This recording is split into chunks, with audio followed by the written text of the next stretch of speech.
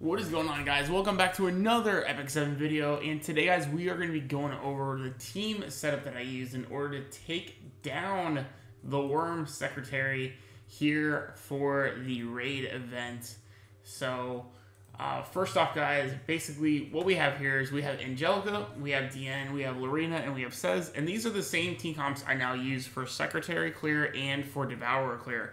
So, both the Secretary and the Devourer do a lot of negative status elements to you guys, so they are very, very useful. Angelica is very, very useful for that. Also, her skill 2 heal is very, very powerful, so she's a very, very good unit to bring. Deanne is basically like the #1 unit, I would say, in the raid overall, with her fast combat readiness, plus her attack boost, lowering crit rate that you take crit rate damage, and then also obviously her barrier. So she's insanely good for this event.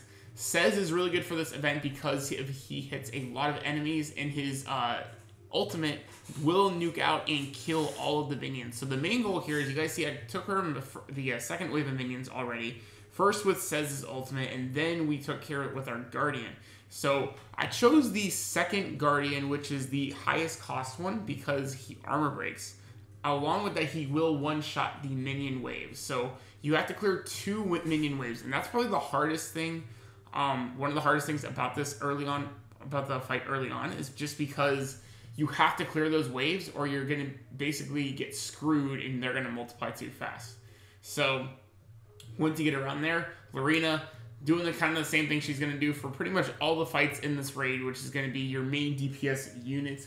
So you guys see there we have a debuff immunity. So when you get to this part here, you can go for the route of playing it more safe and trying to survive by not going for the cocoon and just going for the minions. So you only fight the boss when he hatches.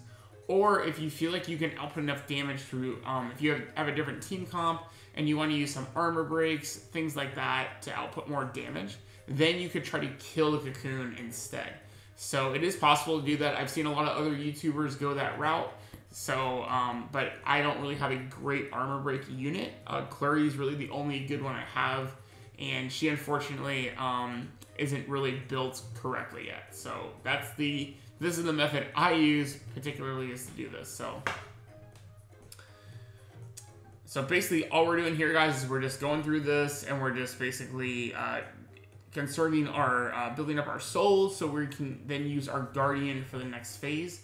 And that's pretty much all we're going to do for the rest of the fight. At least for this phase, is just basically just going in and just taking out these guys slowly, putting up barriers when we have to, increasing our attack when we have to, because that does increase your soul count. So it is going to help you build towards your Guardian more by using your, your skill 2 and skill 3.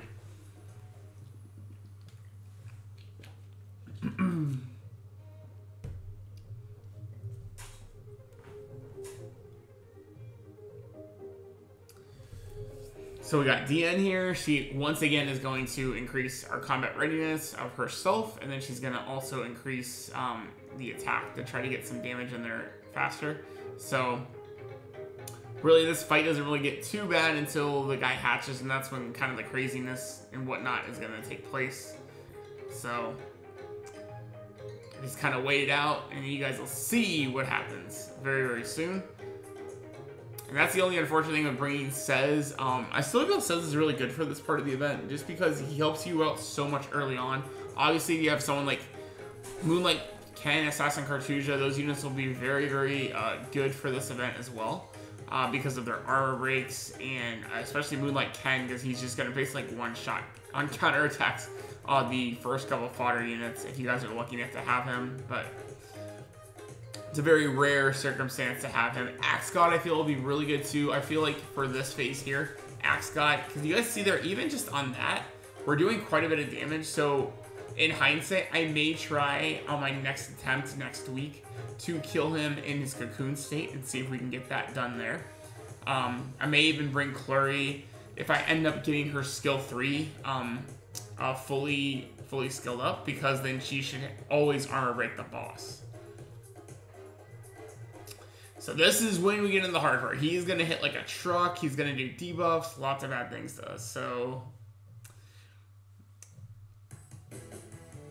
So here what we do is we're going to summon the Guardian in hopes to armor break, and it's going to do a massive amount of damage. I think it brings him down to like 60% left of his health.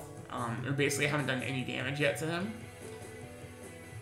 And we did get the armor break, which is super, super clutch. You guys see there? Yeah, so about 60% probably of his damage left.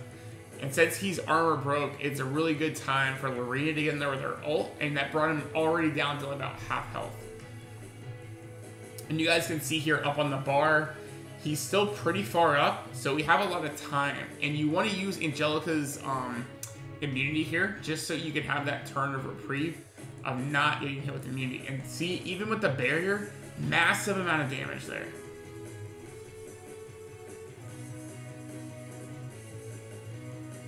But then we get Cez coming in here. He's going to do pretty decent damage with his ultimate, with the armor break, and only because he's armor break. That's the only reason why why that damage was actually really insane there. And then Reno come in. I think that's a clean shot right there. So actually that wasn't too bad. That was actually a very optimal run, guys. But yeah, you can definitely do it that way if you guys, basically if you guys have these kind of setup units. So let me know in your comment section down below if this video was helpful to you guys, kind of going through my mind of how we took on and beat the Secretary. If you guys have other team comps you want to share with the community, definitely drop in the comment section down below. If you guys are new to the channel, hit that subscribe and bell buttons in the bottom of the screen, and always like the video if you guys enjoyed today's content. And until then, guys, it's Fort Missouri Gaming. Good luck in the raid, and hope to see you guys after Christmas. Peace out, guys.